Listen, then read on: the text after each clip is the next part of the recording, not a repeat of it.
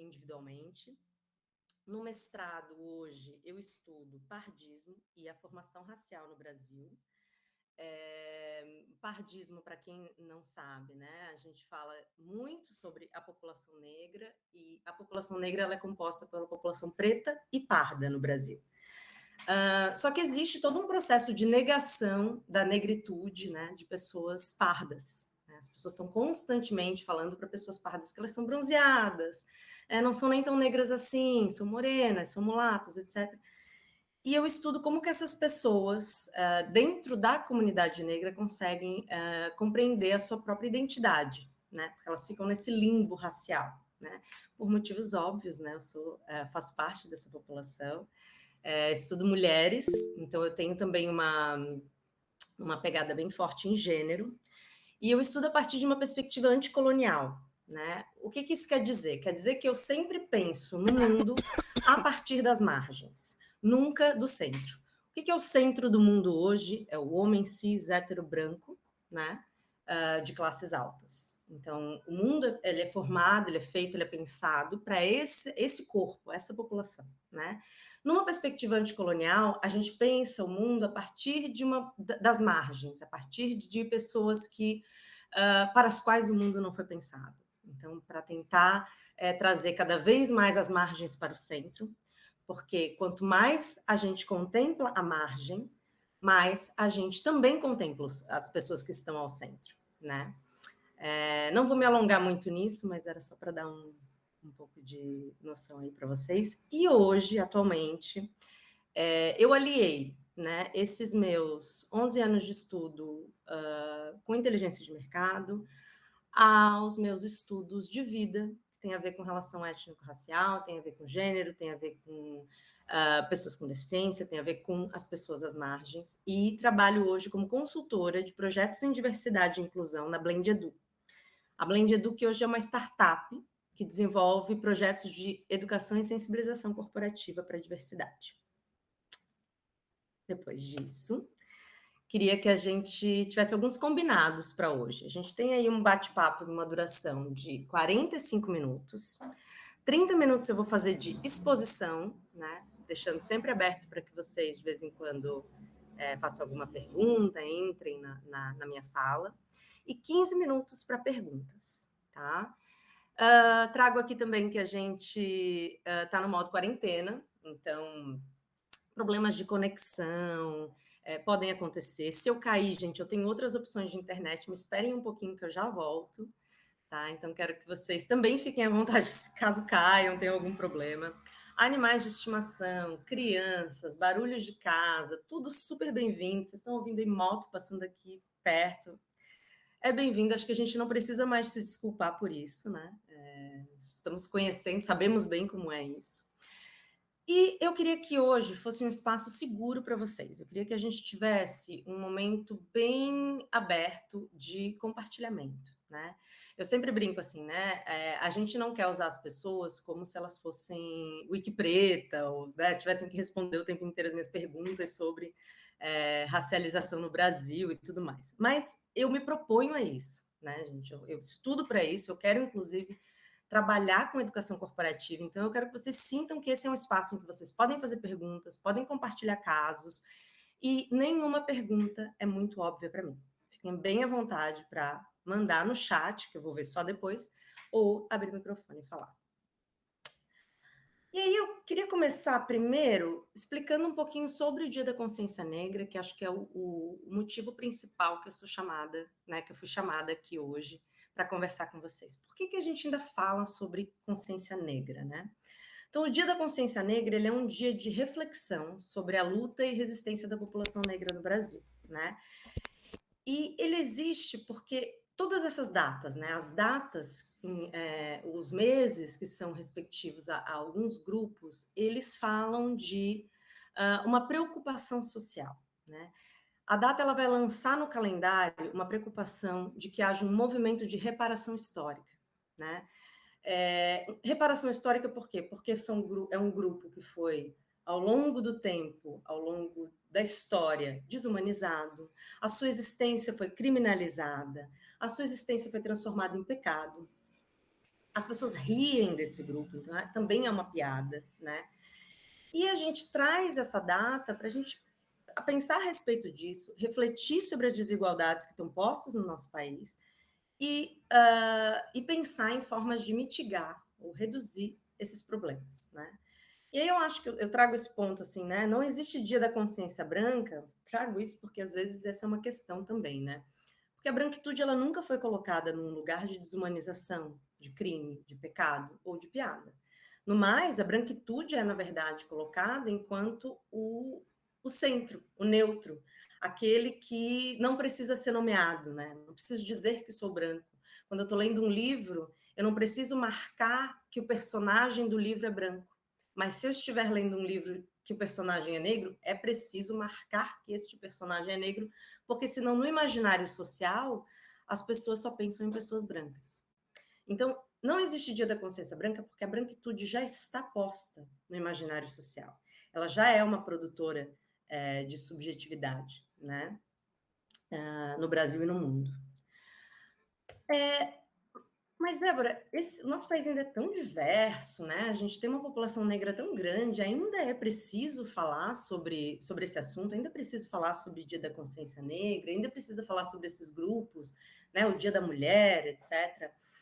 E para responder essa pergunta, eu trago aqui um dado que a gente utiliza muito também nos nossos treinamentos para empresas, assim, né? Que é esse dado aqui sobre a população negra, as mulheres, as pessoas com deficiência, LGBTs e tudo mais, na iniciativa privada. Isso pior ainda se a gente for falar em iniciativa pública, tá? A gente tem um grupo de 52% de pessoas negras e nos cargos de decisão das maiores empresas, a gente só tem 4% de pessoas negras. Se a gente interseccionalizar esse dado e a gente pensar em mulheres negras, esse índice cai para 0,4%. Ou seja, a balança, essa conta, ela não fecha. Como é que eu tenho uma população tão grande de pessoas negras? Como é que eu tenho uma população tão grande de mulheres? E nos locais de decisão, nos lugares de definição dos rumos do mundo, eu tenho tão pouca gente, tão pouca diversidade. Né? Então, sim, ainda é muito importante, e mais importante ainda é a gente pensar isso enquanto instituição, né? Enquanto pessoas individualmente, mas também enquanto instituição, para que a gente possa cada vez mais tentar diversificar o quadro de pessoas que compõem a empresa, né?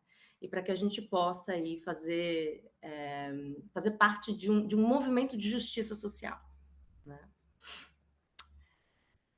E aí eu queria começar com vocês dando um passo atrás. A gente vai falar de consciência negra, mas eu queria que vocês entendessem primeiro o conceito de raça e o conceito de etnia no Brasil, tá? Por que eu acho que é importante a gente entender esse conceito?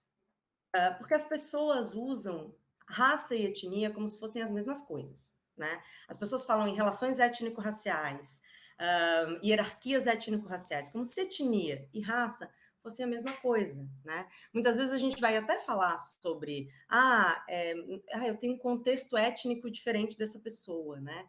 Ou, essa roupa é étnica, como se isso dissesse respeito a uma raça e vice-versa. Então, eu queria que a gente primeiro estabelecesse bem claramente o que é raça e o que é etnia. Raça diz respeito ao fenótipo. É como as pessoas são atributos fenotípicos, ou seja, como as pessoas se parecem, né? Tem a ver com olhar para uma pessoa e identificá-la enquanto de um grupo ou outro. Etnia tem a ver com cultura, tem a ver com origem das pessoas, tá? Então, por exemplo, quando a gente fala de população indígena no Brasil, a gente está falando de uma população que tem tanto raça, porque eles são indígenas, quanto etnia, porque pode ser caigangue, pode ser guarani, pode ser xingu, né? Então, quando a gente fala de população indígena, tá certo falar de relações étnico-raciais. Agora, a população negra no Brasil não tem um contexto étnico ou uma origem étnica que a gente possa rastrear. Por quê? Porque eles nós fomos todos, ah, impactados pelo desastre do Atlântico, né? O sequestro do Atlântico, ou seja, todos os negros no Brasil, a maioria, pelo menos assim, a grande maioria, passaram por um processo de diáspora. Diáspora é esse trânsito que foi feito, né, de pessoas negras da África, do continente africano para o Brasil, num processo de escravização. Então, quando a gente fala de população negra no Brasil, a gente está falando de relações raciais, estudos raciais. A gente está estudando raça. Por quê? Porque todo mundo se misturou. Todas as etnias que vieram para cá, os iorubás, os banto, os zulus, elas acabaram se misturando para criar uma outra cultura, né? Uma cultura terceira que mistura muitos elementos de culturas africanas. Então, a gente fala aqui de relações raciais, quando a gente está falando de população negra. E o que é raça, afinal? Raça, gente, eu já quero de antemão dizer para vocês que é uma ficção, tá?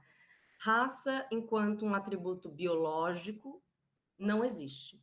A população mundial, ela é muito similar geneticamente, né? Mas a raça é a ideia de que um fenótipo, ou seja, como a pessoa se parece, tem uma continuidade interna, ou seja, que a pessoa branca, ela tem bom caráter, tem dinheiro, tem alguma continuidade do que ela se parece com o que ela internaliza. Que as pessoas japonesas são boas de matemática, que as pessoas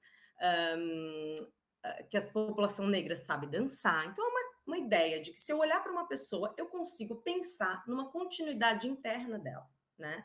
O que é, na verdade, já em si uma atitude racista, né?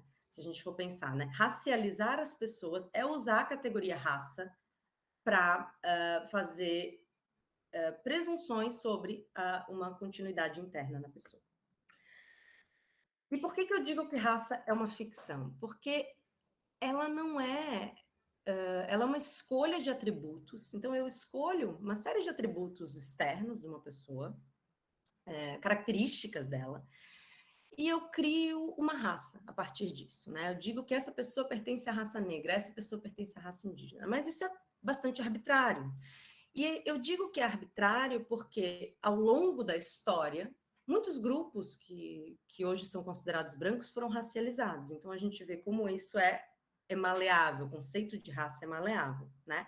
Os judeus, por exemplo, eles são racializados na Europa e foram racializados, segregados e exterminados, né? Na época da Segunda Guerra Mundial. Mas não são racializados no Brasil, para vocês verem como esse conceito ele é maleável, dependendo de contexto e de uma situação geopolítica. Raça é um conceito que nasce com o racismo. Eu uso o termo raça para criar uma hierarquia racial. Então, eu uso a raça para dar significado a relações de poder e às desigualdades. A raça ela vai justificar. Então, eu vou dizer, não, tudo bem, que uma pessoa. Faz sentido que uma pessoa negra esteja em uma situação de vulnerabilidade social. Dentro do sistema social no qual eu vivo, isso faz sentido, né? Então, ela cria uma lógica para a nossa sociedade, né? Ela cria uma lógica dos lugares sociais que as pessoas ocupam. Então, é um conceito muito arbitrário nesse sentido. Por isso que todos os estudiosos vão falar que raça ela é um fator social e político. Ela não é um fator biológico, ela não tem a ver necessariamente com o fenótipo das pessoas, e sim com uma produção de um discurso em cima desse fenótipo, daquilo que as pessoas parecem. Tá? Então, ela é um fator político que naturaliza as desigualdades e que vai legitimar segregação e genocídio. Não é à toa que a gente chora menos corpos negros, né? Agora morreram 20 pessoas numa chacina policial no Rio de Janeiro, 20 pessoas, 20 seres humanos foram assassinados, exterminados da face da terra no Rio de Janeiro. As pessoas choram pouco, né? Não há uma comoção social, não há um desespero completo, né? As pessoas ficam ok. Mas se fossem 20 pessoas na Torre Eiffel, num ato terrorista, nossa, a gente ia ter aí um monte de mobilização social, um monte de gente falando sobre isso, e chorando vidas brancas, né? Então, o racismo e essa noção de raça que existe, né, ela vai existir para fazer uma manutenção do poder de um grupo que é culturalmente, fenotipicamente e economicamente identificado, que é o grupo branco. Então tá, a gente entendeu um pouco o conceito de raça, eu queria que a gente aprofundasse agora alguns conceitos do racismo e da produção da subjetividade da população negra no Brasil. Tá? Primeiro, queria que vocês compreendessem que preconceito, discriminação e racismo são conceitos diferentes, e às vezes a gente usa eles de forma intercambiável, assim, mas não são, né? O preconceito racial é o juízo, que eu baseio em estereótipos, a discriminação é um tratamento e o racismo é uma forma sistemática de discriminação. Então, preconceito é o que eu penso. Posso não agir em cima de um preconceito, né? Posso só pensar coisas a respeito de uma população racializada. Já a discriminação é o que eu faço. É como eu segrego, tiro essa população dos meus arredores, né? Então tem diferença aí entre preconceito e discriminação. O racismo é uma forma sistemática de discriminação. Você não pode dizer assim, ah, não, tal pessoa me discriminou porque eu sou branco, então é racismo. Não, ela te discriminou de fato. Mas o racismo ele tem esse caráter sistêmico. Então ele é um processo de produção de subalternidade para um grupo e privilégio para um outro grupo ao longo de décadas, séculos, assim, muito tempo. Isso tem que estar muito reiterado. E isso vai se reproduzindo e vai excluindo uma população, ou várias populações, dos âmbitos da política, da economia, das relações cotidianas, das decisões sociais, né? Vai colocando e marginalizando as populações. Não é à toa que a gente tem, inclusive, um processo de marginalização ou periferização da população negra. Elas saem dos centros de poder no Brasil, né? E o racismo ele tem algumas camadas que é importante que a gente compreenda para que a gente entenda o impacto das nossas ações na população negra atualmente, tá? O racismo ele é estrutural, ele é institucionalizado, então ele acontece dentro das instituições e ele também tem um âmbito individual. O que significa dizer que o racismo ele é estrutural, gente? Quer dizer que todas as bases da sociedade são pensadas, moldadas por uma exclusão reiterada desses grupos subalternizados. E aqui, quando a gente está falando de racismo estrutural, a gente pode incluir, inclusive, a população indígena, tá? Quando a gente pensa que a gente tem um sistema econômico, né, que é pautado em uma exploração de algumas pessoas, né? A gente precisa explorar algumas pessoas, a gente precisa para o sistema funcionar que algumas pessoas recebam menos e outras pessoas recebam mais, porque senão, né, não faz sentido. O capitalismo não faz sentido em si, né? Existem grupos que vão ser explorados nesse processo e esses grupos eles têm uma cor, eles têm um gênero, eles têm um lugar de vulnerabilidade social, né? Então a gente vai estruturando a sociedade, colocando poucos em lugares de poder e muitos nessa base de exploração. E é a partir daí que a gente vai pensar as estruturas do racismo. Tá? O racismo ele acontece de uma forma muito estrutural. Mas ele não é um fenômeno ideológico somente, né? Ele também tem também aparece nas instituições, né? Não é só uma coisa que eu fico uma ideologia apenas racista, né? Eu implemento o racismo dentro das instituições. Então, são padrões de funcionamento que acabam sempre privilegiando determinados grupos sociais, grupos que já têm acesso ganham mais acesso ainda, porque as coisas acontecem dessa forma, né? Quanto mais portas uma pessoa tem abertas, mais portas ela consegue abrir. Então, isso se institucionaliza e não é algo que as instituições criam, mas é reproduzido por elas. Então, se a gente pensar que a gente quer pessoas que falem inglês fluente, né, numa instituição, a gente sabe, a partir daí, que enquanto instituição estamos excluindo um grupo bem significativo da população brasileira, porque fluência em inglês é algo que só 3% da população tem. Então a gente afunila para um grupo bem pequeno de pessoas que conseguiram pagar cursinhos de inglês, provavelmente viajaram internacionalmente. Percebe que a gente vai excluindo pessoas e criando um grupo pequeno. E esse grupo pequeno, a gente sabe, é muito masculino, muito branco, já de uma classe mais alta, né? Tem uma elite aí. E o racismo, que é a última camada do racismo seria individual, que é, na verdade, um sintoma. O racismo individual, ele acontece porque toda essa estrutura anterior, ela vai moldar o inconsciente das pessoas, vai constituir um imaginário social. Então, assim, o racismo individual, que a gente trata muito como uma anomalia, tal pessoa, nossa, que absurdo, tal pessoa é racista, ele, na verdade, diz muito respeito a um imaginário que já está posto. Né? Essa pessoa está reproduzindo algo que a própria estrutura fala para ela. Isso vai aparecer em vocabulários, em gestos, em apelidos, em olhares, em figurinhas de WhatsApp, etc. Né? Com todos esses pontos, eu queria só que ficasse claro, né, que o racismo ele tem um fator político e de poder muito importante. Então, o racismo reverso, ele não existe. Né? A Djamila Ribeiro vai dizer que o racismo é um sistema de opressão. E para haver racismo, deve haver relações de poder. As pessoas negras não têm, no Brasil hoje, poder institucional para serem racistas. Tá? Quando se fala em racismo reverso, é como se a gente estivesse falando que um grupo oprimido pode oprimir seu opressor. E pessoas que passaram, né, por toda a vulnerabilização histórica que foi criada, né, fazendo parte, sendo o Brasil um dos últimos países a abolir, inclusive, o processo de escravização, com certeza não tem força para ser opressor. Né? E o mesmo vale para pessoas indígenas. Então, racismo é a junção de poder e discriminação. Só discriminação não é racismo, só poder não é racismo. É a junção das duas coisas. E aí, no dia a dia, a gente tem o que, no dia a dia de uma empresa, de uma instituição, a gente tem, muitas vezes, o que a gente chama de microagressões. Eu nem gosto muito desse nome, porque acho que a agressão, ela é do tamanho que a pessoa sente que ela é. Né? Então, nada é micro para mim. Tudo é uma agressão. Né? Então, eu coloco sempre como violências cotidianas. Né?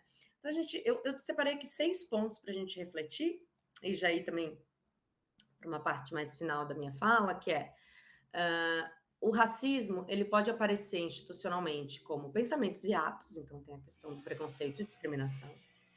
Ele pode aparecer como colorismo. Colorismo é o que a autora Alessandra Devuski vai chamar de braço articulado do racismo.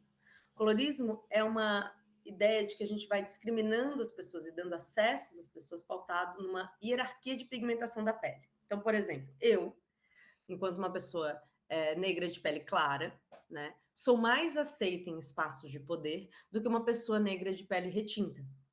Então, o colorismo é essa ideia de que existe uma régua colorista, né, uma régua de cores, de pessoas que podem participar de espaços mais embranquecidos, pessoas negras que podem participar de espaços mais embranquecidos e pessoas negras que não podem. Então, inclusive, quando a gente vai falar sobre eu tenho, algumas pessoas falam, né? Eu tenho amigos negros, né?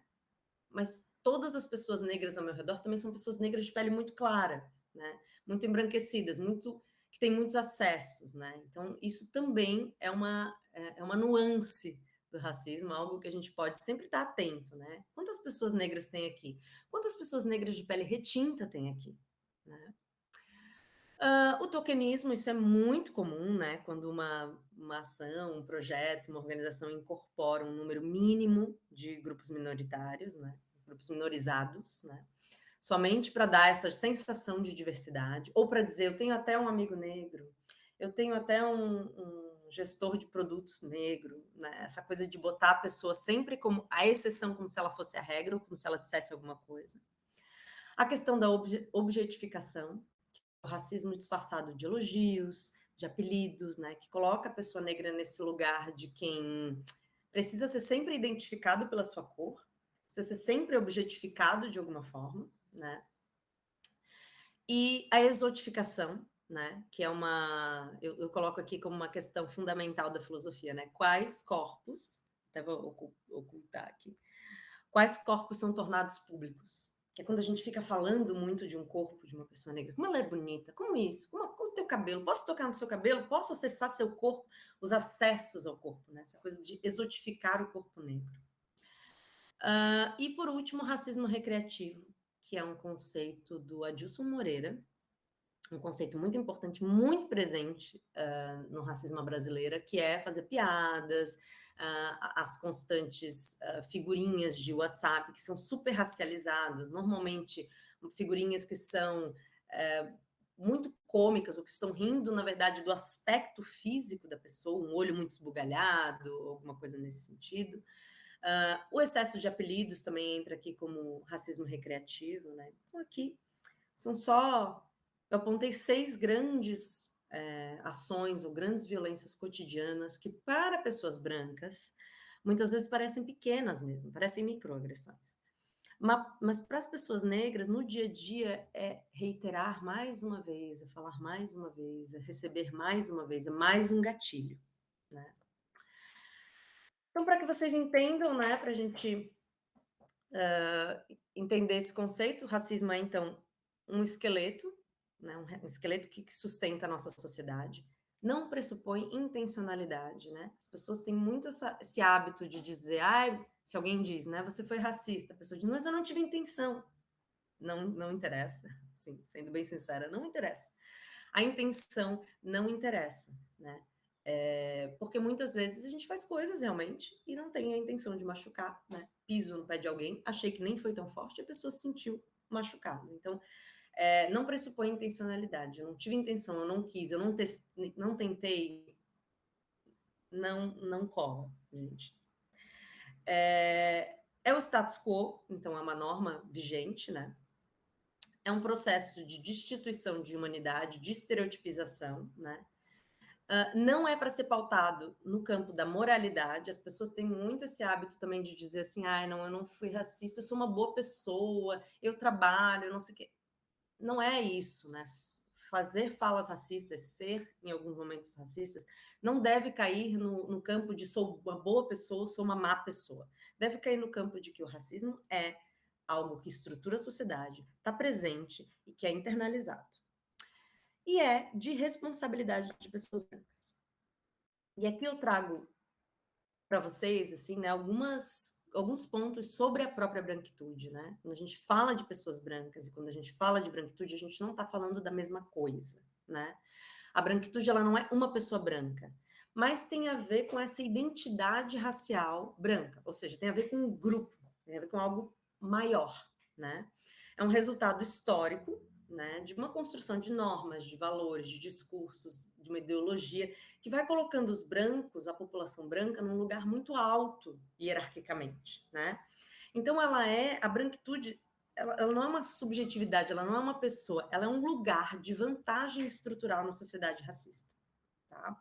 Então, se vocês se identificam ou não como com a branquitude, enquanto esse sistema de privilégios, né, que existe, se a pessoa branca se identifica ou não com isso, isso não interessa, porque no fim, mesmo que inativamente, passivamente, essa pessoa é beneficiária da branquitude. Existe uma herança imaterial, que é uma coisa que a pessoa pode não querer. Eu não quero, eu recuso os privilégios da branquitude, larguei aqui, não quero mais. Você vai receber uma herança imaterial. E eu sempre trago esse exemplo, que acho que é interessante para a gente falar, assim, que um bebê na maternidade nasceu loiro de olho azul, ele é visto como lindo, maravilhoso, nossa, um príncipe. Ai, não, não, não. Esse neném, ele não tem culpa. Ele não tá, mas ele está passivamente herdando os benefícios de séculos e séculos de produção do loiro de olho azul como auge da estética. Tá? E o problema não é que as pessoas são brancas, não é a branquitude em si, né? Às vezes as pessoas se ofendem, vai falar que você é uma pessoa branca, as pessoas não se racializam, né?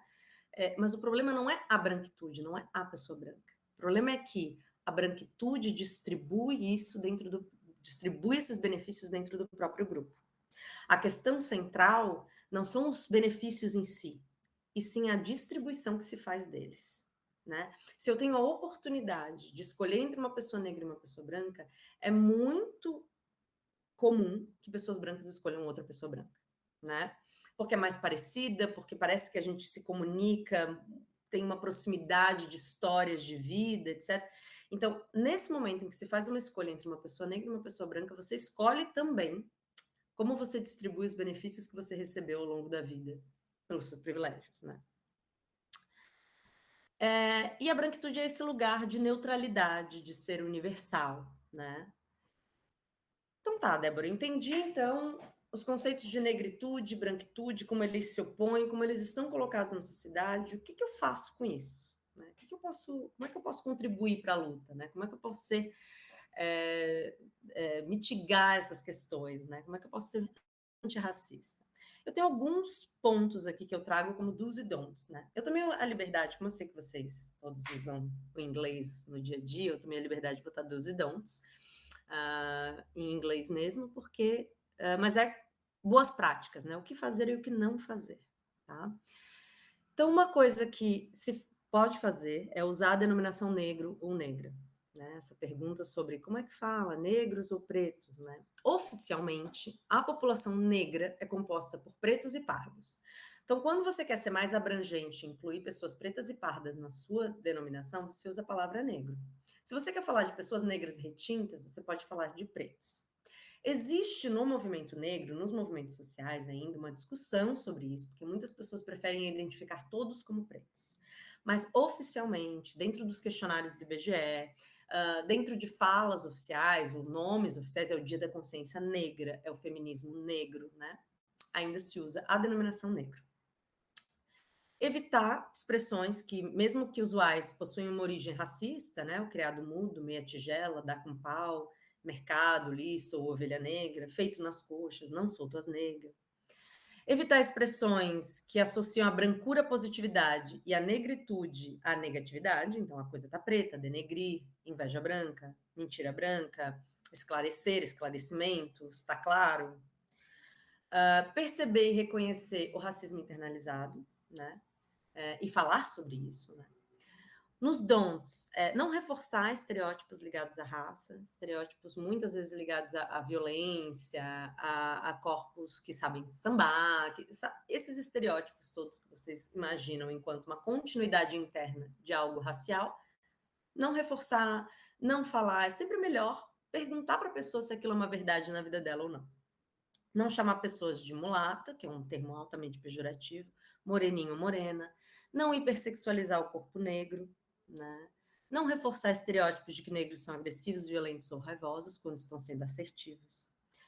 Dizer a frase não vejo cores, todos são iguais, né? Esse daltonismo social ele é mais prejudicial do que benéfico, né? Porque ele invalida a existência e as experiências da pessoa racializada. Permita sempre que as pessoas façam uso da autodefinição racial, então as pessoas elas podem se autodefinir, se autodenominar, né, como elas querem ser chamadas, como elas querem falar sobre a sua racialização. Escureça suas referências, né, seu consumo, sua estética, siga páginas negras, siga pessoas que falem sobre isso. Speak up, então fale sobre o racismo, questionem os amigos brancos, questionem ambientes em que todas as pessoas são brancas. Apoiem ações afirmativas, isso é fundamental para que a gente possa reduzir as desigualdades sociais no Brasil. E a gente pare de assinar embaixo, né, desse horror que acontece hoje em dia com a população negra. E racialize-se enquanto pessoa branca. Fale do seu lugar de fala, né? E isso que eu queria que vocês entendessem também. Lugar de fala é o lugar de onde se fala. Você pode falar de todos os assuntos, desde que você se aponte enquanto pessoa racializada. Eu sou uma pessoa branca falando sobre o racismo, né? E não desse lugar de neutralidade. Evitar apelidos que reforçam racialização das pessoas. Então, ninguém chama ninguém de brancão. Então, por que a gente está chamando as pessoas de negão, japa, indiazinha, morena, né? Os apelidos, eles vão sempre recair, percebam, sobre grupos que são objetificados. Não elogie as pessoas com base na ausência de traços negroides. Eu vou dizer para vocês que isso é uma coisa que acontece comigo com uma alta frequência, assim. Não exotifique, né, essa beleza que tem menos traços negroides, etc.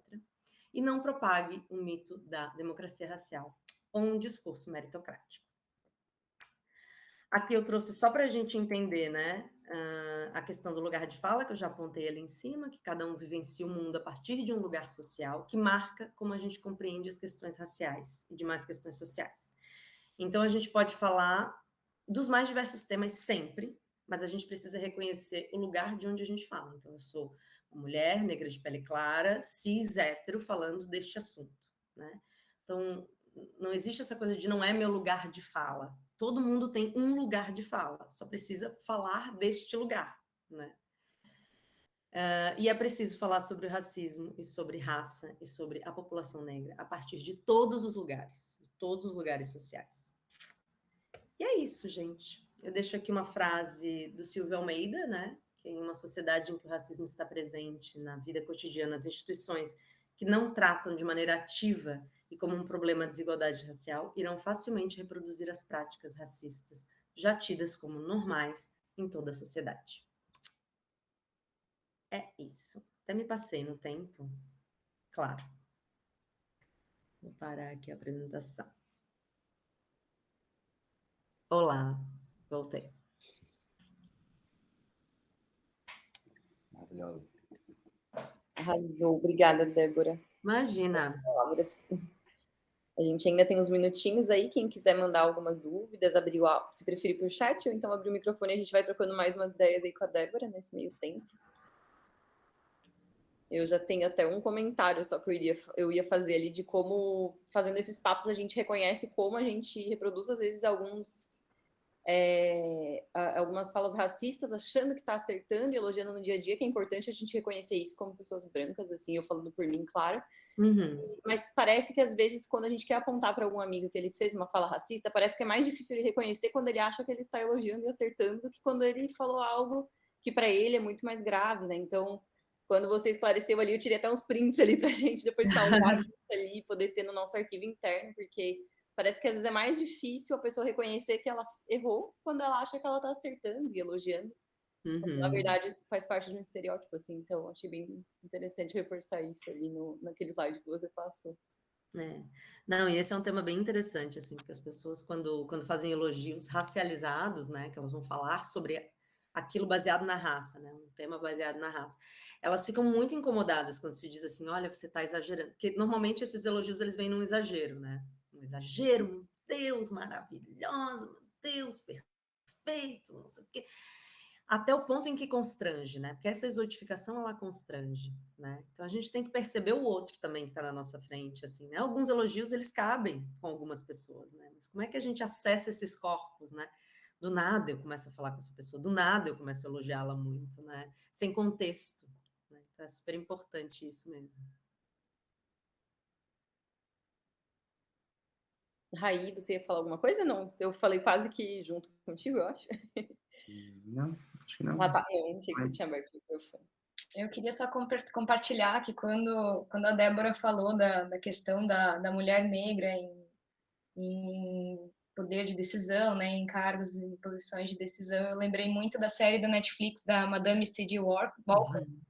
Gente, quem não assistiu, assim, eu super recomendo, porque é uma série incrível, né, uma mulher negra dos Estados Unidos que resolveu empreender e sofreu ali algumas adversidades. Eu vou escrever aqui no chat para vocês.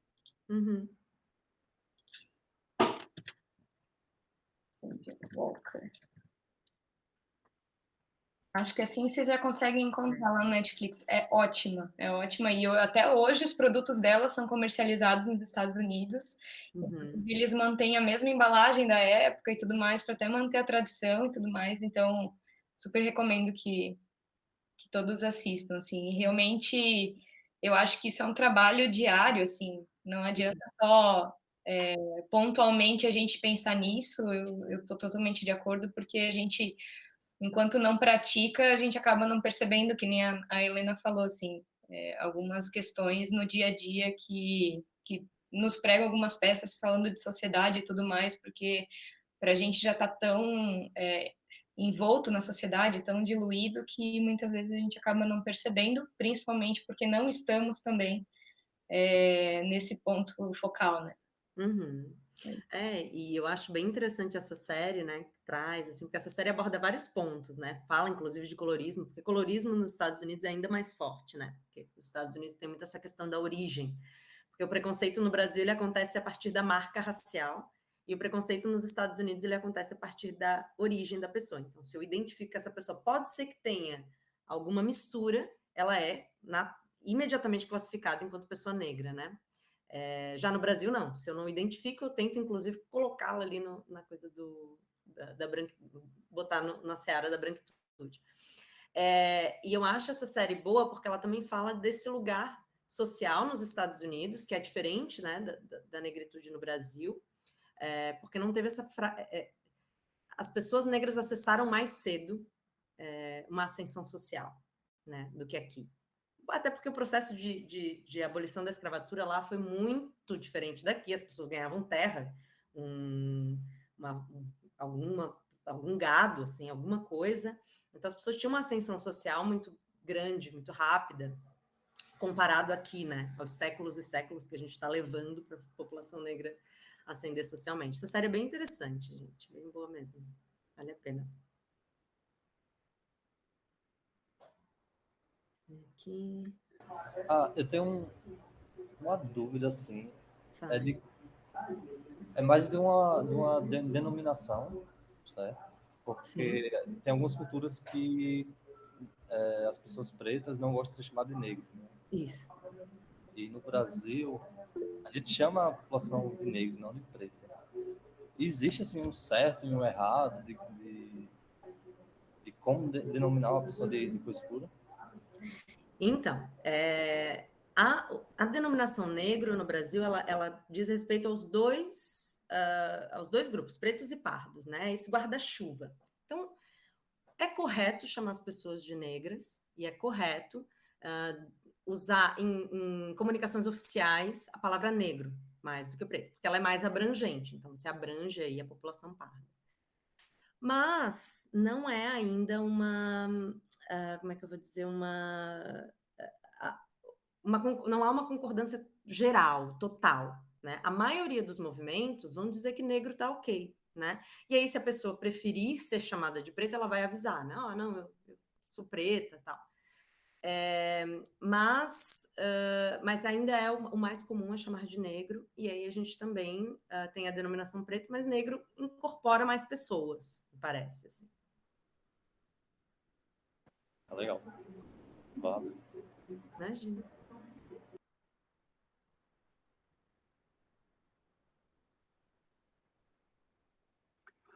Compartilhando um ponto de aprendizado meu aqui, de sentimentos também, né, em várias conversas, assim, ao longo do ano ou dos anos, né, que a gente tem aqui na Netscape relacionado com alguma diferença, alguma diversidade, né, pessoalmente, muitas vezes eu me sinto com uns tapas na cara, assim, porque eu penso, opa, já falei isso, já pensei isso.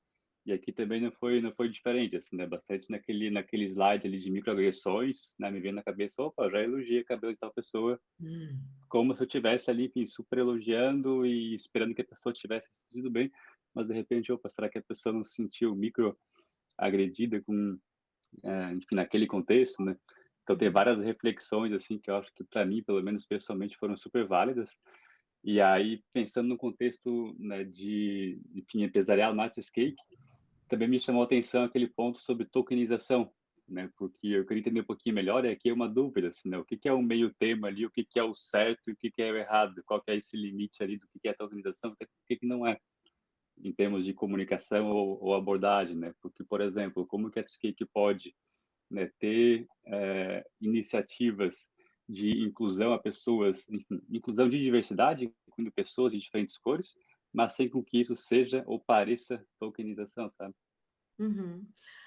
Eu acho sempre, assim, a tokenização, ela tem mais a ver com usar a pessoa como um troféu, né? Pegar essa pessoa e usá-la como se ela fosse uma referência do tipo, não temos problemas, olha aqui, a gente tem uma equipe de, né? Usar esse grupo, usar essas pessoas enquanto um troféu do não racismo, assim, né? E também tem a ver com ter poucos, né? Ter poucas pessoas naqueles lugares, né? Nesses lugares de poder. Eu acho que toda ação para a diversidade, ela é 0 ou 100. Né? A gente tem que pensar em diversidade numa entrada bem profunda, assim, bem de trazer mesmo diversidade para dentro da empresa. Para que, inclusive, a gente não faça isso de tipo, tem uma pessoa lá num canto, outra pessoa lá num canto, essas pessoas não se comunicam. A gente poder ter grupos de afinidade, a gente poder ter pessoas de diferentes áreas, de diferentes cores presentes. Assim. Se a gente tem uma pessoa lá, outra pessoa lá, e de vez em quando a gente ainda acessa essa pessoa e diz, olha aqui, a gente não é racista, temos aqui uma pessoa... Isso é tokenização. Agora, se você faz uma ação consistente, uma ação educacional consistente, tem um apoio consultivo para, de fato, implementar isso culturalmente dentro da empresa e trazer pessoas diversas para dentro da empresa, isso não é tokenização. Isso é levar a sério esse assunto, né? E a tokenização é mais um diversity washing, assim. Entendi. Uma coisa legal que você falou do exemplo dos Estados Unidos é que quando foi abolido lá realmente no país todo, né, que ainda foi meio que com a independência do país, com a União dos Estados, né? Os estados do norte, isso já tinha negro na universidade, já tinha negro na escola, já tinha pessoas formadas já trabalhando, e no sul não, né? E até hoje isso reflete um pouco na cultura que eu vejo lá, por exemplo, nos últimos protestos que teve.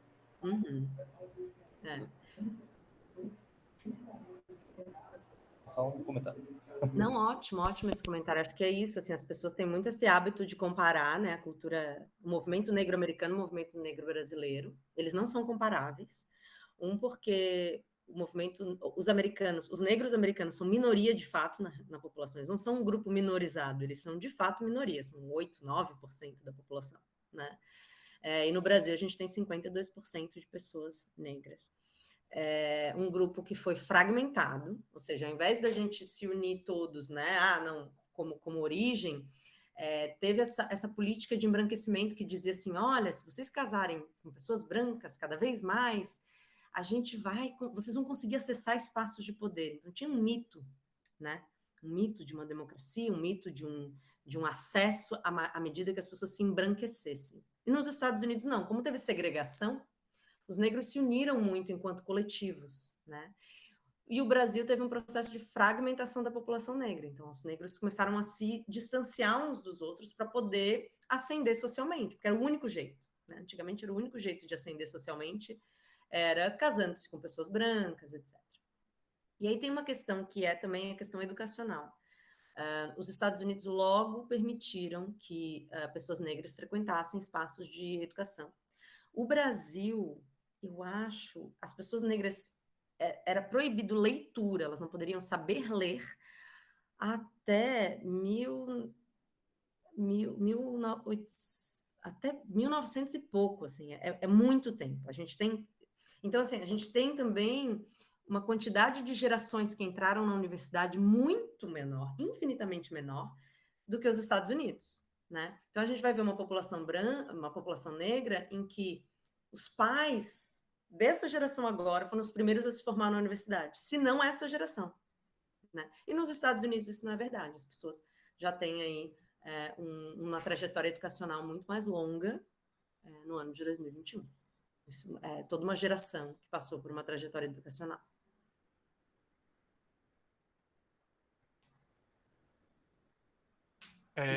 Oi, Débora. Oi. Eu tenho uma pergunta. Acho que conversa um pouco com o que você falou no final sobre o local de fala. Você comentou que todo mundo teria, a gente tem acesso ao local de fala para falar de coisas, mas pensando assim em situações, porque eu, por ser um cara branco, eu já me vi em situações que às vezes outros caras brancos se sentem mais confortáveis em me ouvir sobre uma situação, como em relação a pessoas negras, mas eu particularmente não me sentia confortável em estar explicando para ele coisas primeiro, porque eu não tenho as vivências que uma pessoa negra tem, e às vezes eu acho que eu poderia estar tirando a fala de outra pessoa que poderia estar falando melhor sobre isso. Tá. E aí, contrapartida, como contribuir para a luta racista, para ser antirracista, sem tirar o foco, né, da fala de pessoas negras. Eu acho que eu realmente eu não sei como elaborar essa pergunta, mas é uma indagação que tem em relação a isso. Claro, claro. Não, e é uma pergunta bem válida, eu acho, assim, é um bom ponto, né? Acho que o lugar de fala, né, que é esse conceito aí que a Djamila traz, e que na verdade não é dela, é de outras autoras, assim, que se chama lugar de enunciação em alguns outros núcleos, ele tem a ver a você ter consciência do seu lugar social. Não, eu estou falando do meu lugar enquanto pessoa branca, né? Então, assim, se você vê uma situação de injustiça, uma situação de racismo, né, você tem um lugar de fala para dizer, olha, isso aqui para mim é inaceitável, eu não vou de maneira alguma apoiar esse tipo de coisa. Você pode falar do seu lugar de fala. Mas a gente também tem que pensar enquanto grupo, assim, né, enquanto pessoa, como que eu distribuo, como eu falei antes, né, como parte do grupo da branquitude, como pensar em distribuir benefícios, distribuir o privilégio que me foi dado. Se você vê que existe a possibilidade de você dar protagonismo para uma pessoa negra num espaço que é um espaço que ela quer, primeiro, porque nem todo mundo quer falar sobre racismo, gente. Para muita gente é gatilho. Eu não quero ter que explicar para aquela pessoa ali por que ela foi racista, por favor, né? Então, eu acho que tem aí um dever pedagógico, né, dentro do próprio grupo de pessoas brancas, que é dizer, cara, olha só, isso aqui foi racista por causa disso, daquilo, explicar, né? Mas se você vê que a pessoa tem vontade, ela quer esse protagonismo, ela gostaria de estar nesse lugar, também acho que é válido você distribuir esse benefício, você dizer assim, não, olha, você tem esse espaço e eu tenho esse espaço e eu posso dividir esse espaço com você. Agora, uma coisa que você fala que eu acho super importante, Iago, assim, é que o grupo de pessoas, as pessoas ouvem mais outras pessoas parecidas com elas. Isso para quase tudo na vida, assim, é um viés de é um viés de afinidade mesmo, né? Então, faz sentido que em grupos de homens brancos, por exemplo, a sua voz seja mais ouvida. Então, faça uso disso, assim, acho que é sempre uma questão de equilíbrio, uma questão de fazer o teste do pescoço, olhar em volta, né? Tem outra pessoa que gostaria de estar nesse lugar, explicar isso aqui, ou eu posso protagonizar esse momento, né? Você não vai falar de um sofrimento da pessoa, né? Porque isso realmente não diz respeito a você, assim, né? O racismo gera um sofrimento assim, assim, assado, falar das minúcias do sofrimento. Diz respeito, mas você sabe de outras coisas que ele causa, na estrutura social, na desigualdade, em você. Não me sinto à vontade, fico mal, não gostei, né? Então, sempre pode se usar desse lugar. Entendi. Valeu. Imagina.